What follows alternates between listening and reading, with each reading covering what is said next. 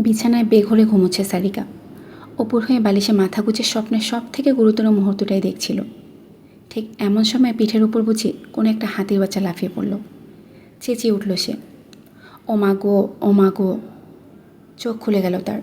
মেরুদণ্ডে ভয়ানক ব্যথা নিয়ে ধরফর করে তাকালো পাশে। দেখল ভাই তার পিঠের উপর গড়াগড়ি দিয়ে মিটিমিটি হাসছে। ঘুম থেকে তোলার এমন জঘন্য টেকনিক সারিকার মাথার রক্ত চড়িয়ে দিল। ভয়ঙ্কর একটা চিৎকার বেরিয়ে এলো তার গলা থেকে। আলাউদ্দিন! সাইবান রুদ্রমূর্তি বনের উপর থেকে লাফিয়ে সরে গেল। জিভ বের করে ভেঙচি কেটে কোনো কথাবার্তা ছেড়ে দৌড় দিল রুমের বাইরে। বিছানা থেকে হাঁচড়ে পাঁচড়ে উঠল সারিকা। তাকে হিংস্র জন্তুর মতো দেখালো। এলোমেলো শুষ্ক চুল, জোরে জোরে হাঁপাচ্ছে। ওই অবস্থায় ক্ষোভে চেঁচাতে লাগলো সে, আজকে তোর একদিন কি আমার একদিন। অত বড় দামড়া বেটা চুনোপুটির উপর লাফিয়ে পড়লে পুটির প্রাণ থাকে? ওই দাঁড়া তুই দামড়া। সাইবানের পেছনে ছুটে গেল সে। দুই ভাই বোনের পদশব্দে মুখরিত হলো চারপাশ। সাইবান যে গতিতে দৌড়ে চলেছে তাতে তাকে ধরা মুশকিল। সরু করিডোর পেরিয়ে ঝপাত করে সে বসার ঘরের দিকে চলে গেল। পেছনে দৌড়ে এলো সারিকা। ওই হাতির নাতি, আজকে তোকে 54.5টা থাপ্পড় দিয়ে তবেই আমি। আহ! সারিকা এত জোরে প্রাণপণ ছুটছিল যে দিক বিদিক কোনো কিছুর জ্ঞানই ছিল না। সে খেয়ালও করেনি, শুধু নিজের মুখের উপর আঠালো পলিথিনের মতন কিছু চাপটে বসতে অনুভব করলো সে। করিডোর থেকে বসার ঘরে যাওয়ার দরজার ফ্রেম জুড়ে বর্ণহীন স্কচ টেপ পেঁচানো ছিল। সারিকা এসে শপাত করে জালে ধরা পড়ে মাছের মতন সেটাতে গোত্তা খেয়েছে। স্কচ টেপ জড়িয়ে গেল তার সমস্ত মুখে, সঙ্গে বেরিয়ে এলো আর্তনাদ। আহাম্মকের ঢেলাটা, মম! কিন্তু সামিয়া যে এখানে নেই। সারিকা রীতিমতো কাদো কাদো হয়ে মুখোশের মতন মুখে আর চুলে জড়িয়ে থাকা স্কচ টেপ টানাটানি করতে করতে বসার ঘরে এসে পড়ল। তখনই সম্মিলিত কণ্ঠস্বর প্রতিধ্বনিত হলো, সারপ্রাইজ! সারিকা স্কচ টেপ টানা থামিয়ে প্রসারিত দৃষ্টিতে সামনে তাকাতেই জমে গেল। বাড়ির বসার ঘরটাকে ক্ষণিকের জন্য চিনতেই পারল না সে। চারিদিকে ঝুলছে রঙিন কাগজের কাটা ঝালর, দেয়াল জুড়ে বেলুন আর জরিফিতা। একপাশে বড় একটা পোস্টার টাঙানো, তাতে কাটাকুটি করে লেখা হয়েছে, আজ আপদকে জন্মদিন। সারিকা হতভম্ব হয়ে গেল। সাইবানের কল্যাণে অনেক রোহমর্ষক জন্মদিনের সারপ্রাইজ তার আগে পাওয়া হয়েছে। সেটা হোক তার বিছানার ব্যাঙ ছেড়ে দেওয়া থেকে শুরু করে মিষ্টি কেকের বদলে স্পাইসি কেকের অর্ডার দেওয়া। সব রকমের অত্যাচার সে এ যাবৎকাল সহ্য করে এসেছে। তবে এবারের জন্মদিনের এই পরিবেশটা তার হৃদয়ে অন্যভাবে করা নাড়ল। মেঝের একদম মাঝখানে বরাবর দাঁড়িয়ে আছে মিসির, সাদা শার্ট আর কালো ফর্মাল প্যান্ট পরনে, হাত দুটো পিছমোড়া করে রাখা, চেহারায় প্রজ্বলিত খুশি। সে একা নয়, একপাশে দাঁড়িয়ে রয়েছে সুগন্ধা তিতলি, অন্য পাশে ইরাম এবং অনুরাগ, সকলে উপস্থিত। সুগন্ধার হাতে পার্টি স্প্রে, ইতোমধ্যে সেটা ছড়িয়ে ফেলেছে তার চারিদিকে। ড্যাব ড্যাব করে চেয়ে রইল সারিকা। কয়েক মুহূর্ত কোনো কথাই বলতে পারল না। মিসির কয়েক পায়ে এগিয়ে এলো, মৃদু হাসি দিয়ে বলল, হ্যাপি বার্থডে সারিকা। স্বামীর দিকে নিষ্পলক তাকিয়ে থাকতে থাকতে নিজের বাহ্যিক অবস্থার কথা বেমালুম ভুলিয়ে গেল সারিকা। তবে বাকিরা ঠিকই দেখলো তাকে, দেখে হাসি চেপে ফেলল নিজেদের। পাখির বাসার মতন চুল, চেহারা আর মাথায় জড়ানো স্কচ টেপ, একদম অসাধারণ সাজসজ্জা। শুধু মাথায় ডিম ভাঙার কমতি ছিল। সারিকা মিসিরের দিকে চেয়ে বুঝি হারিয়ে গিয়েছিল ক্ষণিকের জন্য, কিন্তু কানে ভেসে এলো, আরে শুভ নববর্ষ অ্যাসাইলামের পাগলিটা। কোথেকে সাইবান উদয় হয়ে পেছন থেকে সারিকাকে জাপটে ধরে তার মুখে এক খাবলা সাদা সাদা কী যেন ঘষে দিল। ইয়া! ছাড় ছাড় বলছি। মুখে ঢুকে গেল সব। জিভে লাগতেই সারিকা টের পেল ওটা হুইপড ক্রিম। দুই ভাই বোনের ধস্তাধস্তি দেখে হাসলো সবাই।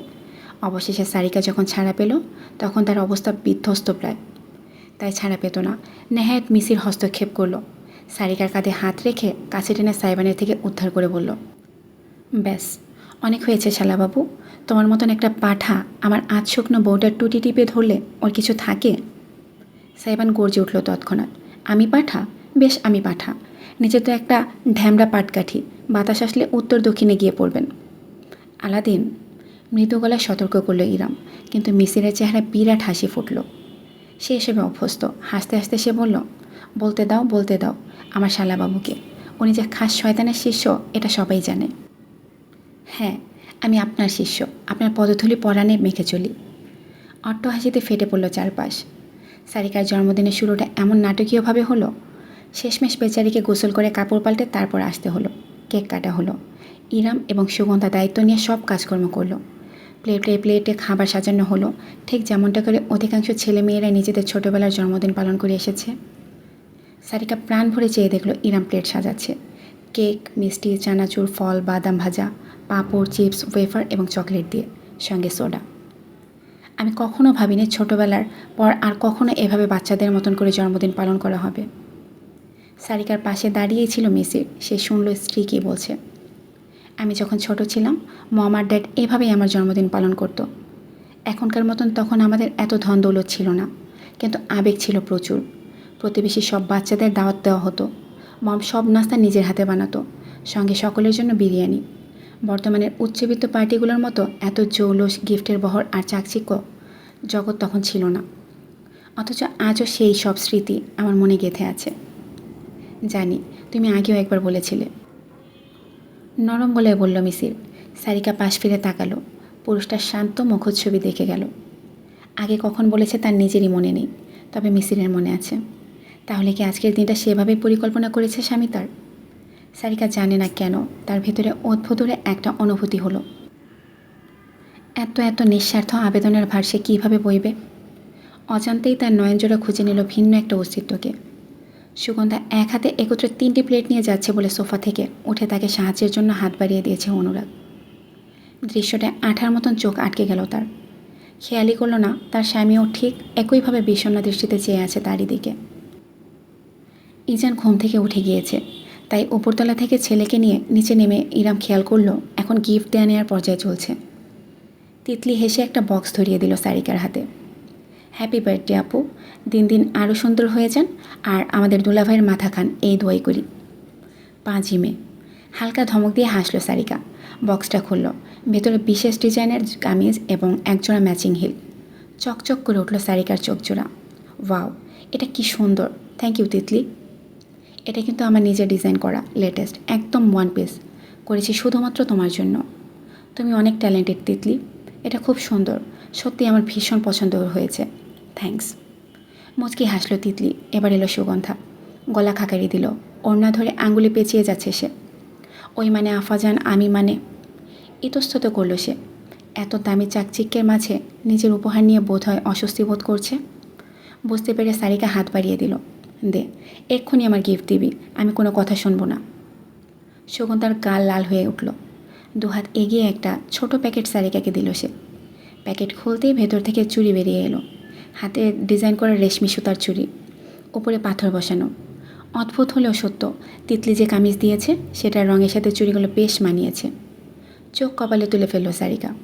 ওয়াও, তুই এসব কবে শিখলি রে মেয়ে? লজ্জা পেল সুগন্ধা। ওই মানে বরিশালে আসার আগে বানাইছি, জানতাম আপনার জন্মদিন মাঝখানেই পড়বে। আমার হাত অত ভালো না, কিছু মনে করেন না। হাত দুটো কেটে আমায় দিয়ে দে, কিছু মনে করব না আর। খিলখিল করে হেসে উঠল সবাই। সত্যি রে, এটা অনেক সুন্দর হয়েছে, এখন থেকে আমার জন্য বানিয়ে রাখবি, তোর থেকে চুরি করে নিয়ে যাব কিন্তু প্রতিবার। আচ্ছা আফা, নিয়েন। ভীষণ খুশি হলো সুগন্ধা। তার সামান্য উপহারের সারিকা এত খুশি হয়ে যাবে ভাবেনি। সত্যিই বেশ সুন্দর হয়েছে, আমার মাও এমন চুড়ি খুব পছন্দ করে। অনলাইন থেকে নিয়েছিল কিছুদিন আগে, কিন্তু সেগুলোর থেকে তোমার ডিজাইন অনেক ইউনিক লাগছে, মন্তব্য করল অনুরাগ। বুকে দুবাহু বেঁধে সে সারিকার হাতে পড়ে নেওয়া চুড়িগুলো দেখছে। সুগন্ধা মাথা কাত করে তাকালো। যেটুকু লজ্জাবোধ ছিল সেটুকু উবেগে সম্পূর্ণ ভিন্ন একটা অনুভূতি ভর করলো তার বুকের ভেতর। ঠোঁটে ঠোঁট চেপে সেই উত্তাল আবেগটুকু নিয়ন্ত্রণ করলো সে। বলল, আমি আপনার মায়ের জন্য একজোড়া বানিয়ে দিব না। না না, আমি তো এমনিতেই। আপনি যখন মুখ থেকে বাইরে করছেন তখন আপনাকে নিতেই হবে, নাইলে আমি রাগ করব। অনুরাগ থতমত খেয়ে গেল। ফ্যাল করে চেয়ে দেখল সুগন্ধাকে। সে এমনিতেই কথাটি বলেছিল, তবে মেয়েটা এভাবে জোর করতে পারে ভাবেনি। শেষমেশ একটা নিঃশ্বাস ফেলে মুচকি হাসল সে। ঠিক আছে, দিও। এখন থেকেই বলে রাখতে পারি, আমার মা খুব খুশি হবে। সারিকা চুপচাপ দৃশ্যটা দেখল, কোনো মন্তব্য করল না। এবার এগোলো সাইবান। একটা পলিথিনের পুটলি শটান ছুঁড়ে দিল সে বোনের কোলে। সারিকা ঘাবড়ে গেল। পলিথিনটা 2 আঙ্গুলে এমন সতর্কভাবে তুলে ধরল যেন সেখানে নিষিদ্ধ কোনো বস্তু আছে। তির্যক হাসল সাইবান। গাঞ্জা দেনি, শুকে দেখতে পারিস। ছি, অসভ্য। ভাইয়ের বাহুতে চাপড় মেরে পলিথিনটা খুলে উপর করে সোফায় ঢালতেই চিৎকার দিয়ে একটা লাফ দিল সারিকা। ওই পাশে দাঁড়িয়েছিল অনুরাগ, তাই রমণীকে ধরে ফেলতে বাধ্য হলো সে। সাবধানে। বম দিছে নাকি ভাইজান? দিলেও দিতে পারে, বিশ্বাস নাই। সুগন্ধার টিটকারি মারতেই সাইবান হাত দিয়ে ছবলের মতন করে তার গায়ে চিমটি কেটে দিল। কেঁপে উঠে নিজের ত্বক ঘষতে লাগলো সে। তিতলি সাহস করে এগিয়ে সোফা থেকে জিনিসগুলো হাতে তুলে নিল। অনুরাগের বাহুর মাঝে সারিকা হাত তুলে কাঁপতে লাগলো। তেলাপোকা, তেলাপোকা। মাথা নেড়ে হাসতে হাসতে জিনিসগুলো তুলে ধরল তিতলি। সিলভারের রিংয়ের সঙ্গে ঝুলছে দুটো তেলাপোকা, আসল নয়, প্লাস্টিকের। আরে আপু, এগুলো তেলাপোকা শেপড কানের দুল। সারিকার মুখে ছায়া নেমে এলো। অশনির দৃষ্টিতে সে তাকালো ভাইয়ের দিকে, যে 32 পাটি দাঁত কিলিয়ে হাসছে।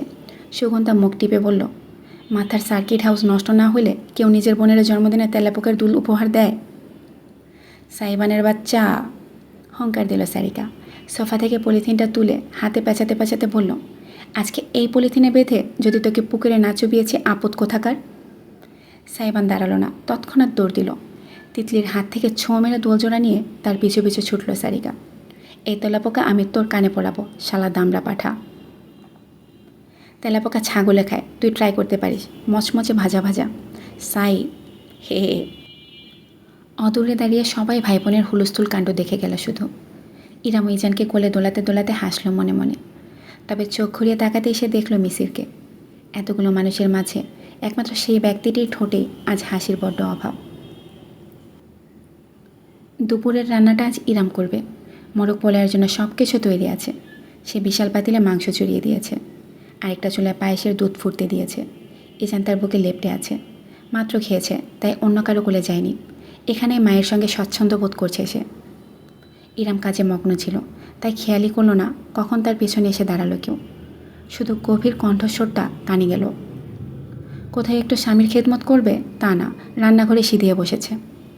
চমকে উঠল ইরাম। পেছনে ফিরে তাকানোর আগে তার কোমর জোড়ে একজোড়া বাহু জড়িয়ে গেল। বুঝতে আর কিছুই বাকি রইল না তার। ছাড় আলাদিন, কেউ এসে পড়বে। তার কাঁধে মুখ গুছে প্রাণ ভরে প্রশ্বাস টানল সাইবান। ফিস ফিস করল, আসলে আসুক, দেখবে আমি আপনাকে আদর করছি।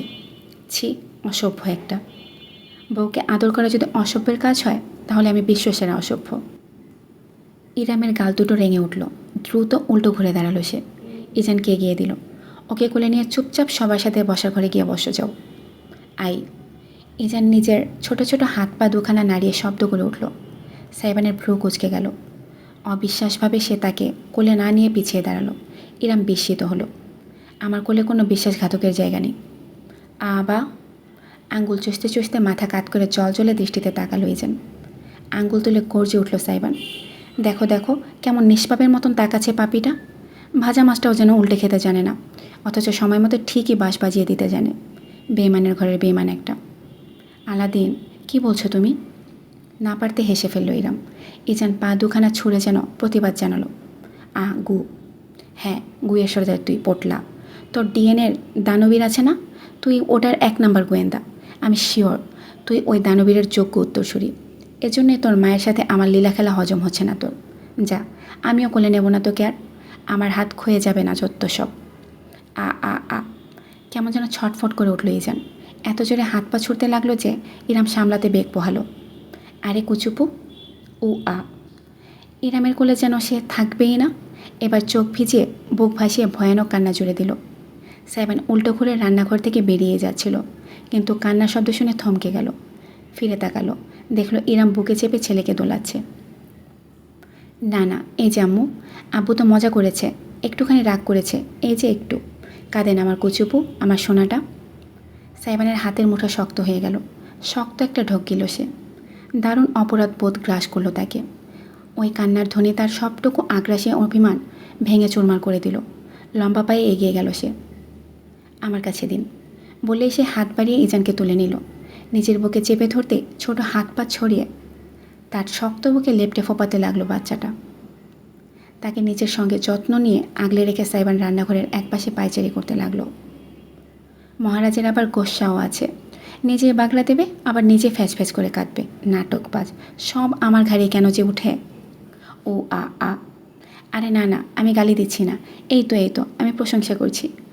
পটলা একটা গুয়ের ডিব্বা, একটা লঞ্চের সাইরেন, একটা গোলুমুলু লালটু ফুলটু মরিচ পোড়া, একটা অসহ্যকর পাকনা বিষ ফোড়া। কথাগুলো সাইবান এমনভাবে হাসি মুখে আদর দিয়ে বলছে যে শয়তানও বুঝি দেখলে দ্বিধায় পড়ে যাবে। যেন কান্না থামিয়ে ড্যাব ড্যাব করে চেয়ে আছে। তার ঠোঁটে হাসি ফুটেছে, কারণ পিতা তার ভূয়সী প্রশংসা করছে বলে কথা। অদূর থেকে ইরা মনোমুগ্ধ নয়নে দেখে না হেসে পারল না। সে রান্নায় মনোযোগ দিল। সাইবান ইজানকে নিয়ে হাঁটতে হাঁটতে রান্নাঘরের বাইরে চলে এলো।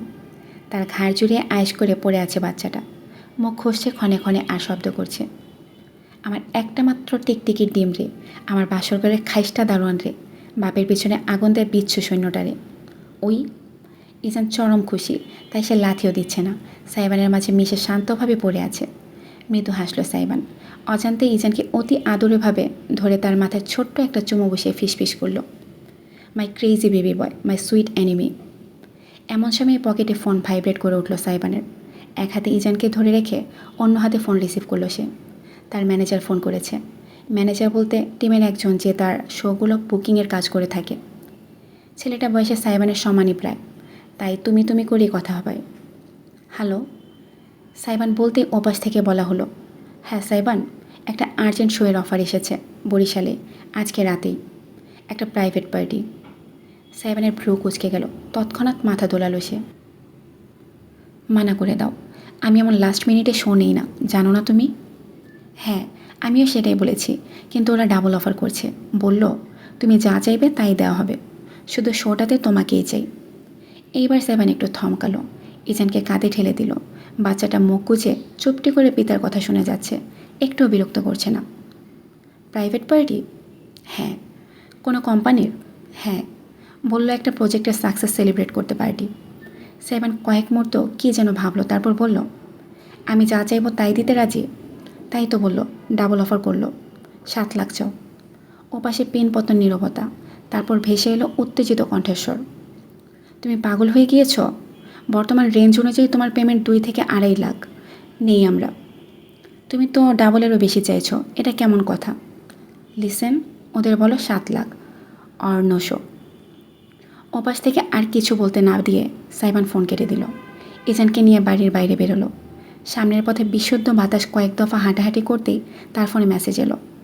ম্যানেজারের মেসেজ এসেছে, ওরা রাজি, পেমেন্ট রিসিভড। স্ক্রিনের মেসেজের দিকে তাকিয়ে তির্যক হাসি ফুটল সাইবানের ঠোঁটে। ইজানকে দেখল সে। কৌতূহলী হয়ে ড্যাব ড্যাব করে ফোনের দিকে চেয়ে রইল ছোট্ট ইজান। সাইবান বাঁকা হেসে বলল, তোর ডিএনএর দানবীর আমাকে দেখার আশা একটু বেশি উতলা পটলা।